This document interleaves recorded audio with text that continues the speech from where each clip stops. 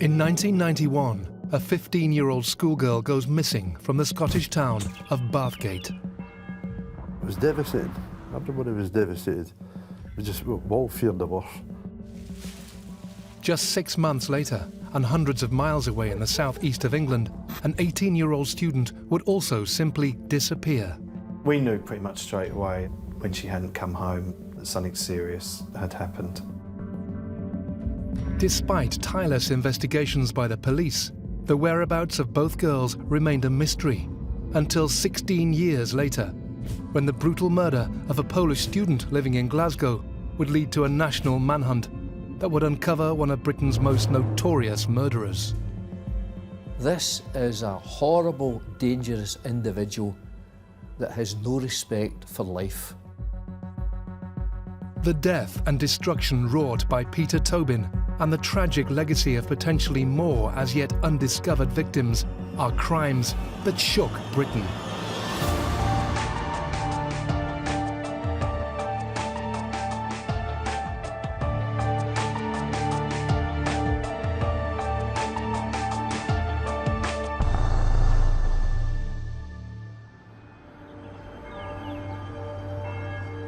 Bathgate in Scotland, just a 45-minute drive from the hustle and bustle of Edinburgh. In 1991, this town would become the central focus of the biggest missing persons investigation in Scottish history, following the disappearance of 15-year-old schoolgirl Vicki Hamilton. Vicki was a teenager from the Falkirk area of Scotland, a very normal teenager. She lived at home with her mother, her younger brother and sister. She was educated at high school in Falkirk and was a very popular girl. On the weekend of the 10th of February 1991, Vicki was returning home after a weekend at her sister's house in nearby Livingston. The hour-long journey to Falkirk would require her to change buses in the centre of Bathgate. From the start, she wanted to do this on her own. She was getting independent, you know, and wanted to go into the big world, basically. And when she left Livingston that night, her sister put her on the bus and she got to Bathgate, and after Bathgate, that was it. Nobody'd seen her.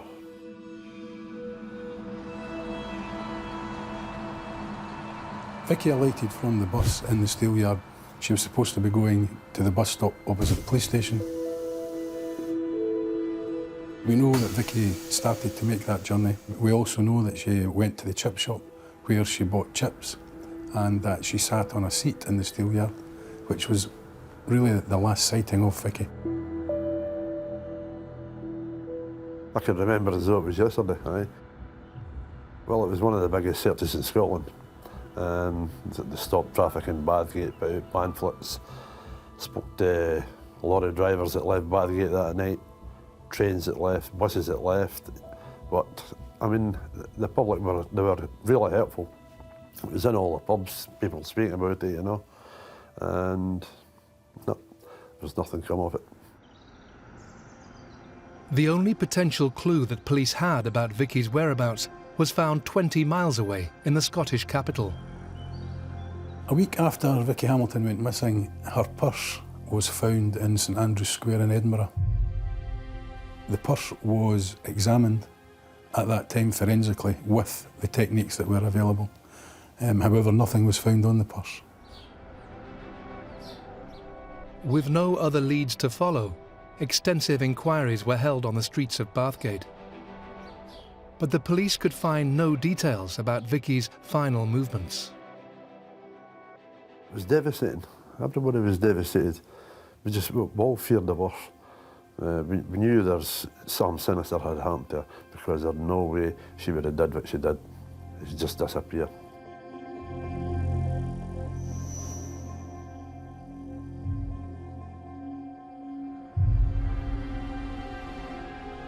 Glasgow in 2006, and 15 years after the disappearance of Vicki Hamilton, another young girl would be reported missing, a Polish student by the name of Angelica Kluk. Angelica came to Glasgow to better herself, to improve her education. She spoke various languages. She was a trusting, lovely, intelligent young woman. Angelica was spending her second summer in the city and was staying here in the living quarters attached to St Patrick's, a busy Catholic church in the Anderston area of Glasgow.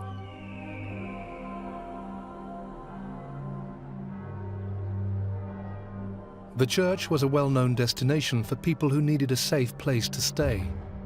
In 2006, another person looking for shelter arrived at the church. A man by the name of Patrick McLaughlin.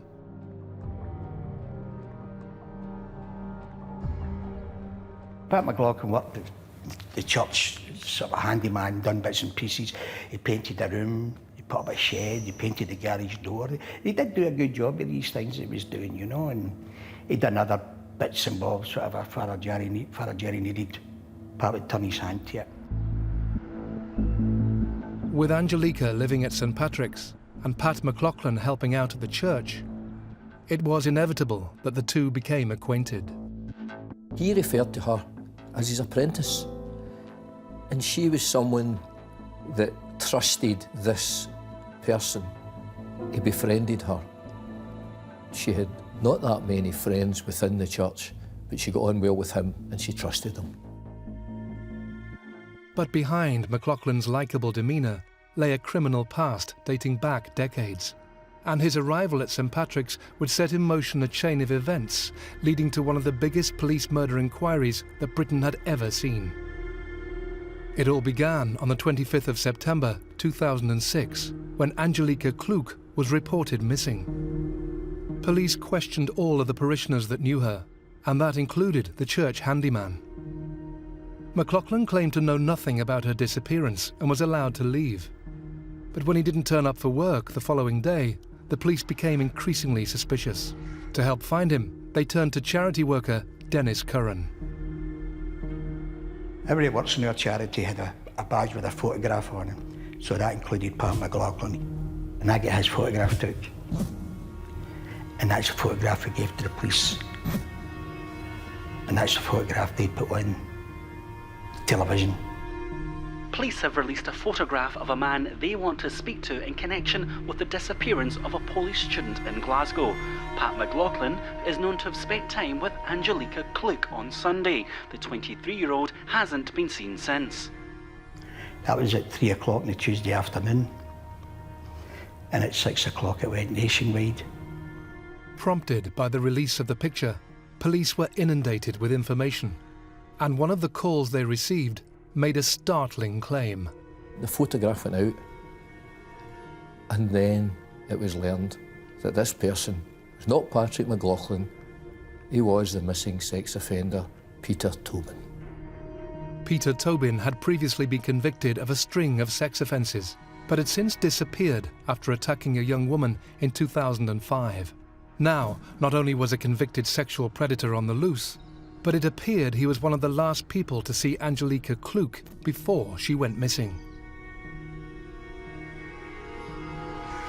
Next, on Crimes That Shook Britain, Tobin is tracked down, and the veil of lies and deception that hid one of Britain's worst killers begins to lift. Is there any way that you can assist us in finding this girl now? As I say, I've never met her. 15 years after the disappearance of Falkirk teenager Vicki Hamilton, police in Glasgow received reports of a missing 23-year-old called Angelica Kluk. Concerned for her safety, they conducted interviews with people she'd most recently been in contact with. And one of those people was a church handyman called Pat McLaughlin, but hours after he was questioned by police, he disappeared. So, eager to track him down, detectives in Glasgow issued a public appeal, and what they discovered was truly shocking. When it was established that the last person that Angelica Kluk had been seen with was not who he said he was, Patrick McLaughlin, he was the missing sex offender, Peter Tobin. That is when we arranged another search of the church. And in that evening, Angelica's body was found concealed under the floorboards of the church.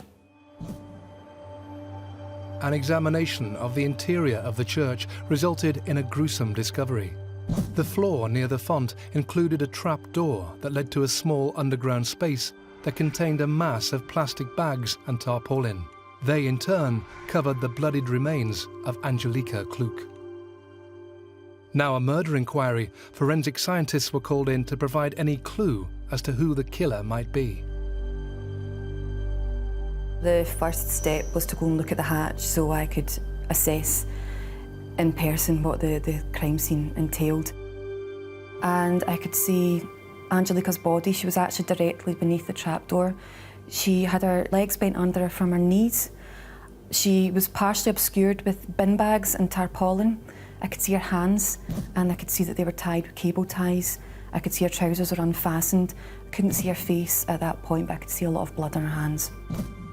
The next stage was then to go down the hatch itself, and standing, looking down at the hatch, it looked tiny. And I remember it was that narrow that I had a pager on my waistband, and I couldn't fit down with the pager still on my waistband. That's how little room there was. And I sat beside Angelica and then started the work. It was very apparent at that point that it had been a violent death and that she had been injured really badly. Carol Rogers spent almost 3 hours under the church floor, gathering crucial forensic evidence. Almost immediately, she was able to provide detectives with vital information. We realised pretty quickly that this was what we would term a deposition site as opposed to the attack site where Angelica had initially been attacked.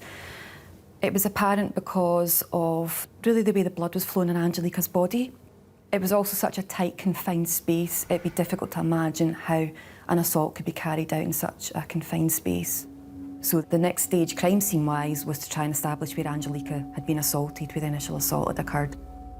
We started off by looking at the garage or the workshop, which is attached to the church, because that's where Angelica was last seen. This is a garage that is full of furniture, paint, all sorts of bits and pieces. So it's a case of going through it and looking at all the items and trying to see any evidence of an assault. And then we noticed a tiny blood spot probably a couple of millimetres in diameter on the concrete floor. And once we saw one, we saw another one and another one. So we started circling them with a black pen, and within about 10 minutes we had tens of circles on the floor. And that, in our opinion, was impact spatter, and this was where Angelica had been assaulted. Once we'd found the impact spatter on the floor, we started looking at the walls and the ceiling, and we saw impact spatter radiating up the brick walls. And we also saw cast-off blood on the ceiling. And cast-off blood occurs when a weapon has been used.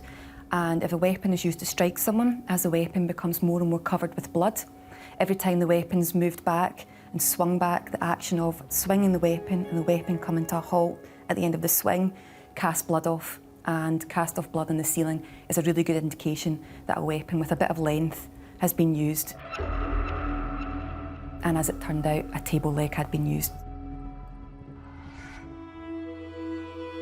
Police now knew exactly where and how Angelica Kluk had been killed.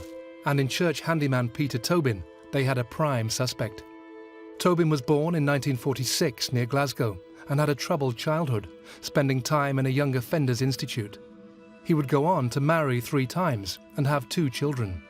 Over the years, his various ex-wives would claim Tobin subjected them to physical and mental abuse. Looking into his background, we found out that Tobin had started very young. He started in sort of minor crime, petty crime. However, his index offence was in the early 90s, and that was when it was serious sexual offences against 2 young girls in Havant. The teenage girls, one 14, the other 15, were reported missing by their parents at 9:30 on Wednesday evening. Both were raped. The 14-year-old suffered serious injuries during the attack. Police today took the unusual step of naming the man they want to question, 46-year-old Peter Tobin. Police are appealing to Mr. Tobin to come forward. They want anyone with any information about him to contact their local police station. Following the sexual assaults of the two girls in 1993, Peter Tobin went on the run before eventually being caught by police and sentenced to 14 years in prison. He was released after just 9, though, before returning to his hometown of Paisley, where he lived before vanishing without warning in October 2005, suspected of yet another attack on a woman. He would resurface in Glasgow using the alias Patrick McLaughlin a year later, before deciding to flee again, aware that the spotlight was beginning to focus on him as a suspect in Angelica's murder. The last time I saw him, you would never have known that anything had happened. He was just his normal self. The only thing that was a wee bit off was when we were having our meal in McDonald's. He kept getting up and looking out the window and up and looking in the window, and he said he was late. I said, "What's the matter with you?"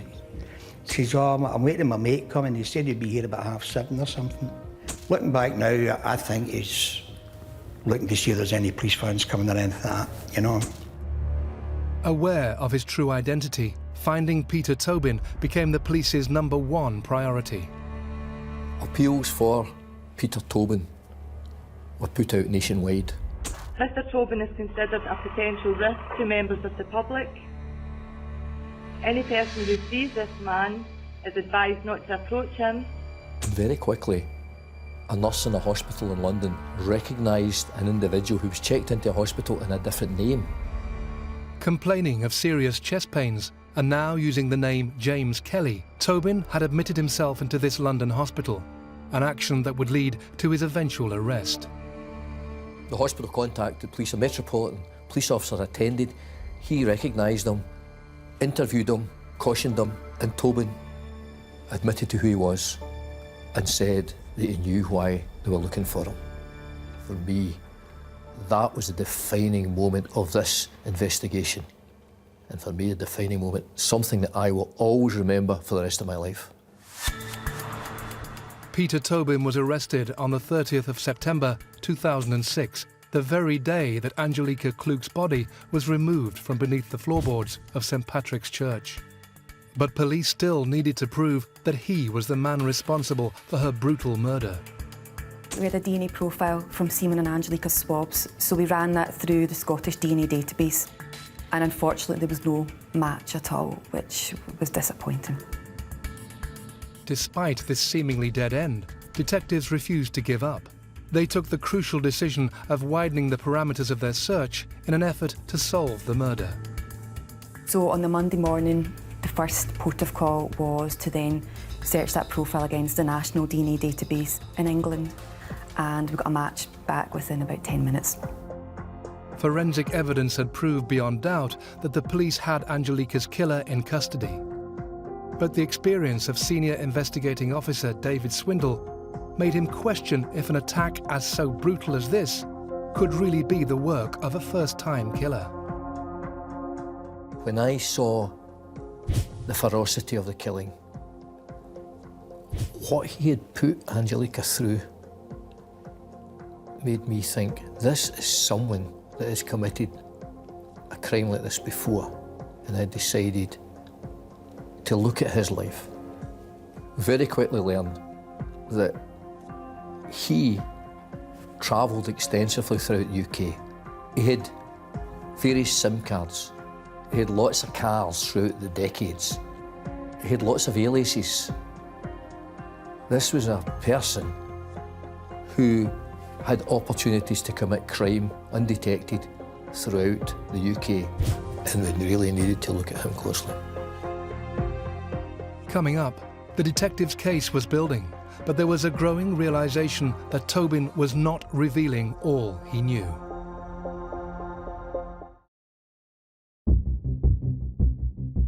In 2006, 15 years after the disappearance of Falkirk teenager Vicki Hamilton, police have searched this church in Glasgow for any trace of the missing Polish student Angelica Kluk.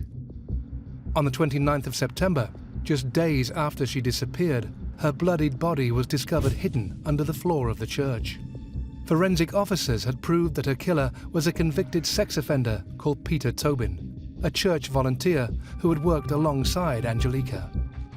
The case went to trial in March 2007, and Tobin was found guilty of the rape and murder of Angelica Kluk. Senior investigating officer David Swindle, however, was so convinced that Tobin had more to tell that he set up a nationwide investigation, Operation Anagram. A decision that would lead to terrifying revelations about one of Britain's most evil killers. Operation Anagram involved every police force in the UK. So basically we're looking at the individual, Tobin, the killer. What happened when he was in an area? Did someone go missing in that area? Was there an unresolved homicide? What did the victim look like? It was a brilliant example of information sharing between police forces. The first connection that David Swindle's team made would be one very close to home, in the neighbouring county of West Lothian. Looking into his background, we found out that Tobin had been living in Bathgate. And the period he was living in Bathgate was the same time as one of the most high-profile Scottish missing persons, Vicki Hamilton. That was when she disappeared and where she had disappeared from. In 1989, Peter Tobin had moved into a house on Robertson Avenue, just a 5-minute drive away from the town centre location where Vicki Hamilton was last seen alive. Peter Tobin lived in Bathgate from 1989 until 1991, initially with his wife. During his stay in Bathgate, he was unemployed. It's known that he bought and sold second-hand cars to make some money. And we also know that about 6 months prior to Vicki Hamilton going missing, his wife left him and that he lived in the house alone. Detectives from West Lothian CID made the crucial decision to search the property to see if they could find anything that would link Peter Tobin to Vicki Hamilton. During the early part of the search, items were being removed from the house.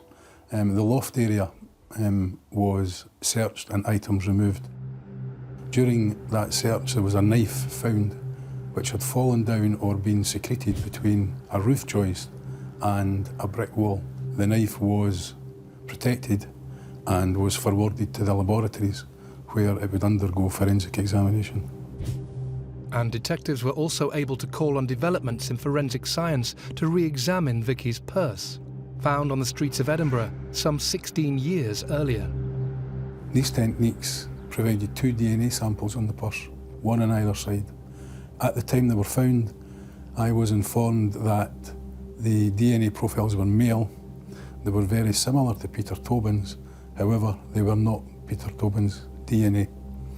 I was able to tell the scientists that Tobin actually had 2 offspring, 2 male offspring, and inquiries were carried out with both these men, and the DNA found on the purse matched perfectly one of Tobin's sons, who at the time Vicki went missing, he was 3 years old. The forensic examination then also revealed a piece of skin on the knife, which when examined produced a DNA profile of Vicki Hamilton. The discovery of the knife was hugely important. The fact that the knife was in the house which Tobin occupied showed that he may have been responsible for her disappearance and possible demise. Tobin, already in custody for the murder of Angelica Kluk, was now interviewed about the disappearance of teenager Vicki Hamilton. As Tobin was being interviewed, I was in an adjoining room where I could view the interview on camera. During the interview, I felt that Tobin was very manipulative and at times was trying to control the direction of the interview. The officers had to continually bring him back to where they wanted the interview to go. Eventually, Tobin was questioned about the knife that had been found in the loft of the house he used to live in. The knife was produced and he was asked questions regarding it. His initial response was to admit that he had owned a knife similar to that, which he did without any prompting at all. Once the significance of the knife was explained to Tobin, he changed his story completely and denied any knowledge of the knife. And when the name Vicki Hamilton was brought up, once again, Tobin denied all knowledge. When Tobin was interviewed in relation to Vicki Hamilton, he became aggressive during that interview. He denied knowing her. Peter Tobin gave up nothing in relation to his involvement or knowledge of Vicki Hamilton. He denied very, very strongly that he had ever seen Vicki Hamilton. He stated that he had never been in her company, and he also stated that he was not responsible for her disappearance. It was put to him various things that could link him to her. His DNA was on the knife found in his house at Bathgate, but he was adamant and very controlling towards the officers and quite aggressive towards the interviewing officers that he didn't know her. Is there any way that you can assist us in finding this girl now? As I say, I've never met her. The interview concluded with Peter Tobin being charged with the abduction of Vicki Hamilton. At that time, we had not recovered Vicki's body. Despite denying any knowledge of Vicki Hamilton, the forensic evidence was damning. The presence of his 3-year-old son's DNA on her purse conclusively linked Tobin to Vicki. Police were convinced that he had been responsible for her abduction, and they could now piece together the teenager's final movements from 16 years earlier. Although it could never be proved, the probability is that she probably stopped Peter Tobin in Bathgate and asked him for directions. A trusting soul was Vicki, and I believe that she may have gone with him, thinking that she was going to be helped. Chillingly, it appeared that following the abduction, Tobin had given his young son Vicki's purse to play with. This explained the presence of the son's DNA, but whilst they were confident they knew of her last movements, police were still none the wiser as to the location of Vicki Hamilton's body, and Peter Tobin wasn't going to give up any information voluntarily. As investigations continued in West Lothian, Operation Anagram was still tracking the movements of Peter Tobin, and officers believed they may have found a link between the killer and the historic disappearance of 18-year-old Dina McNicol, over 500 miles away in southeast England. Dina had gone away for the weekend to attend a music festival down in Liphook in Hampshire, and she'd gone away with some friends to attend this festival. Whilst at the festival, she met a young man. As a single girl, that was fine. She got on very well with this young man. Her friends needed to get back to London at the end of the festival, but some campers were staying on for an extra day, and Dina decided to stay on for the extra day with the young man. They left. Neither of them had any money or transport, so they decided that they would hitchhike home. He lived in a different area to where Dina lived. They got a lift on the A3, and then they parted company on the M25, and that was the last time anyone saw Dina alive. Police launched a major search for Dina, but after days of inquiries, they'd found nothing. Her disappearance was a mystery, and her family immediately feared the worst. We knew pretty much straight away that something serious had happened. Back in those days, there was no mobile phones or anything like that, but we were all very good at picking the phone up and ringing in and just saying if we were going to be late or anything at all like that.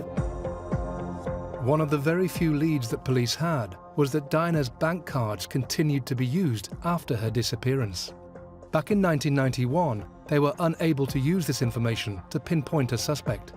Now, 16 years later, using the latest technology, Operation Anagram was able to place Peter Tobin in the very same towns that the cash withdrawals were made. And more importantly, at the same time. After leaving Bathgate in 1991, Peter Tobin had moved to the south coast to be nearer his young son. He moved to a house in Margate and quickly settled into a life in the seaside town. He was very friendly. He was very friendly with most of the neighbours. If I hadn't got a tool or something I wanted to borrow one, yeah, Pete would have it, and likewise he would lend one off me. Never had loud parties, never played loud music. In some respects, a perfect neighbour. There was nothing not to like about the guy. We spent most of the summer chatting on his doorstep. On one occasion, David Martin had a conversation with his neighbour that would eventually provide vital information for the detectives running Operation Anagram. So I glanced out the top window one day and spotted him digging a trench in the back garden. So being curious, and I went down and leant across and said, "Are you going for Australia, Pete?" Because it was quite a deep trench. And he said, "No," and he said, "I'm building a sandpit for the youngster when he comes up." I said, "Oh, that'd be nice." So I glanced at it. It looked a wee bit deep for a sandpit, but what do I know about sandpits? Anyway, a couple of days later, it was all filled in. So I said, "What happened to your sandpit, Pete?" Oh, he said the social worker said it was dangerous for the youngster. So I thought at the time, well, that's a bit odd. I can understand ponds, but not sandpits, but I mean, it may be some type of ruling I don't know about, so I never thought any more of it. Then in 2007, we had a visit from the police, and they wanted to know whether Tobin did any housework, DIY, around the house or anything, or gardening. I had to smile a bit because he never touched the garden as such, and then I remembered the sandpit, and I mentioned this to them, and they seemed to be very interested in that. Now convinced there could be a connection between Peter Tobin and the disappearance of Dina McNicol, Essex police started an extensive search of the house in Irvine Drive. Essex Police contacted my father. I think they were working in conjunction with Scottish Police at the time, and so I think they'd received a tip-off from the police in Scotland, and they were going to start to investigate the grounds and garden of a property in Margate. And they said to us, we believe strongly that we are going to find Dina's remains within this property. They literally took the garden to pieces, and we had policemen round the back alleyway. There was police guarding the house. I even had to sign to get in and out of my own house, so it was pretty much a lockdown. The eyes of the nation were on Kent and the police hunt for the body of Dina McNicol. But the tale of Tobin's nefarious past was about to take another dramatic turn. In the final part of Crimes That Shook Britain, the garden of the house in Irvine Drive reveals its chilling secrets. I was contacted by Essex Police, who informed me that they'd removed a body to the mortuary, but that it was evident that it wasn't the body of Dina McNicol.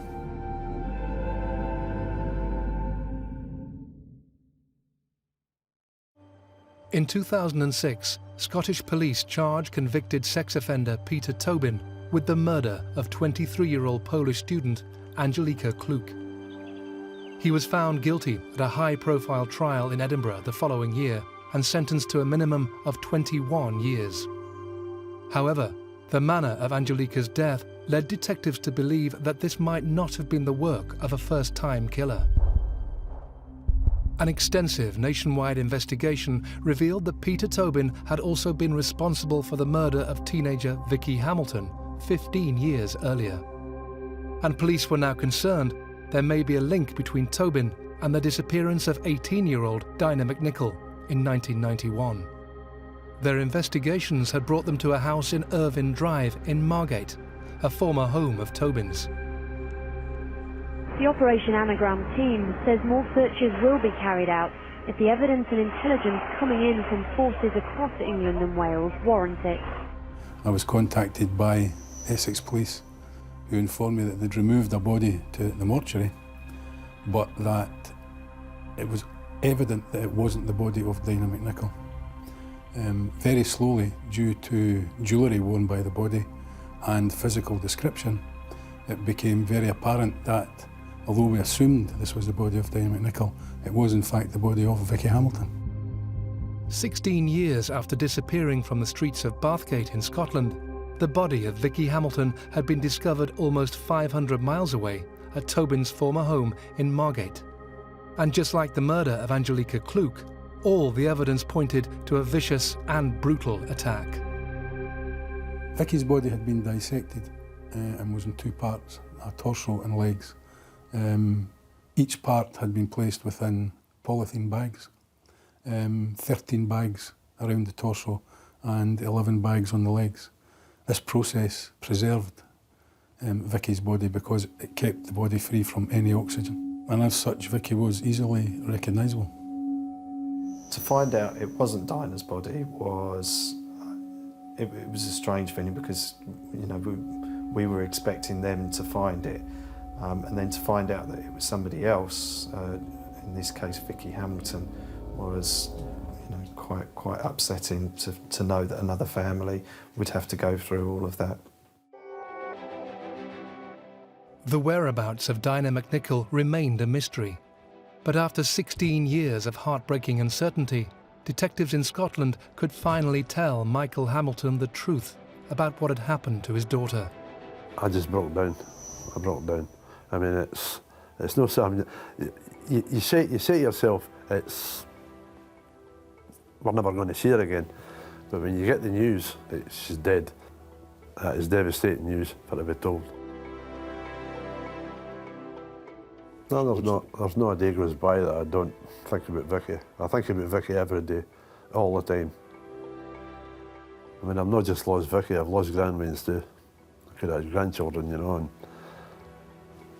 enjoying their life, them enjoying theirs, and her. But no, I never had the chance to get that one out of that far because of the evil man that he was. The tragic discovery of Vicky's body would finally allow detectives to draw a line under one of Scotland's most high-profile missing person investigations. Our case was now complete with the recovery of Vicky's body. The further evidence that we found in Margate allowed us then to charge Tobin not only with Vicky's abduction, but also with rape and murder. Back in Margate, police were still convinced that Peter Tobin's former back garden held the key to the disappearance of Dina McNicol. 24 hours after the discovery of Vicky's body, their fears were realised. There has been a significant discovery within the last couple of hours. There has been another body discovered. There'll be arrangements made this afternoon for a post-mortem. That post-mortem would later reveal that, like Vicki Hamilton, Dina McNicol had been sedated with amitriptyline, an antidepressant drug that Tobin was known to have been prescribed. Despite the horrific ordeal that Dina had been subjected to at the hands of Peter Tobin, the discovery of her body came as a great relief to her family. When they informed us that the second remains were Dina's, it was a massive weight off our shoulders because the previous 10, 15 years we'd not had a body, we'd not been able to put her to rest finally, so we were able to hold a funeral. After leaving the music festival in 1991, Dina and her friend had accepted a lift with Peter Tobin. And when her companion got out of the car near the M25, he could never have known that he was leaving her in the lone company of a cold-hearted killer. Dina would be 43 years old now.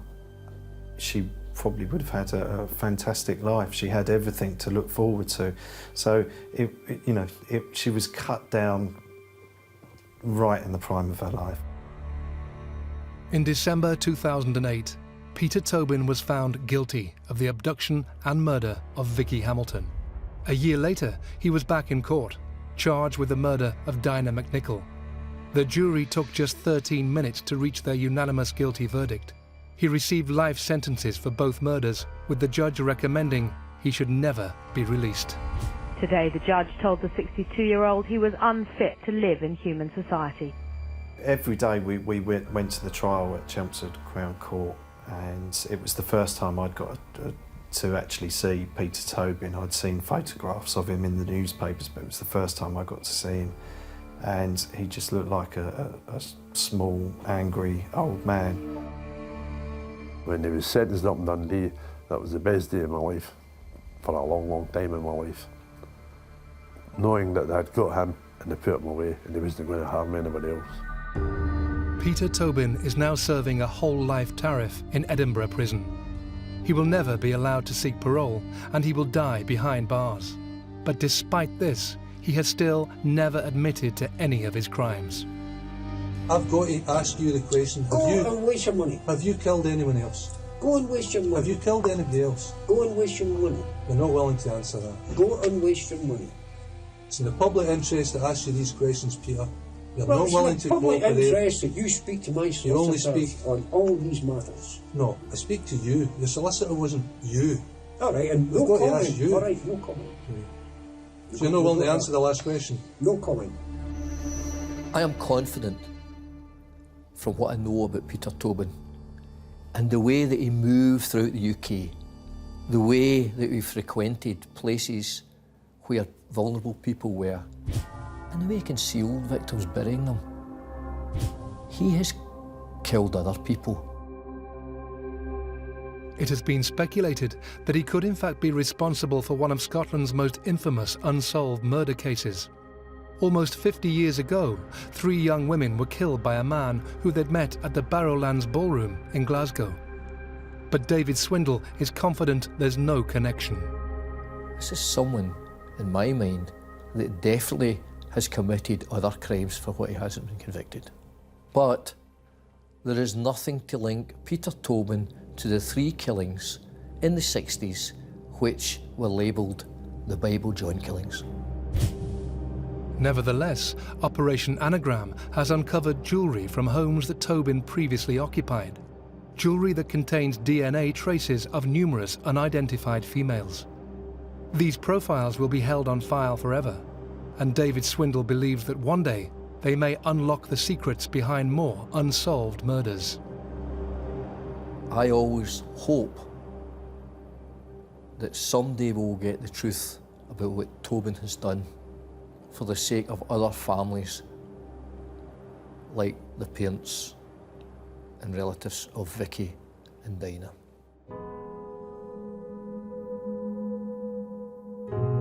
Throughout his adult life, Peter Tobin appeared to be a helpful and even trustworthy man, who was quick to make friends. But in reality, of course, he was a cold and calculating killer who left a trail of destruction in his wake and destroyed the lives of countless families across the country. Peter Tobin is a horrible, manipulative individual who has no respect for life, no respect for families, and only thinks about one person, himself. No, I'm not interested. You're not interested in helping families who might have missed ones that you might have information about? I couldn't give a fuck. No, that's it. You have no humanity about you, do you? Oh, have I not? You don't care. He's a convicted rapist, paedophile, murderer, and he's locked up for the rest of his life inside. And I'm just confident that the justice system will never let him out, and he will have to see the rest of his days behind bars. Peter Tobin didn't just take my daughter away, he took my life away. He ruined my life, as far as I'm concerned. He ruined it completely. I've lost everything.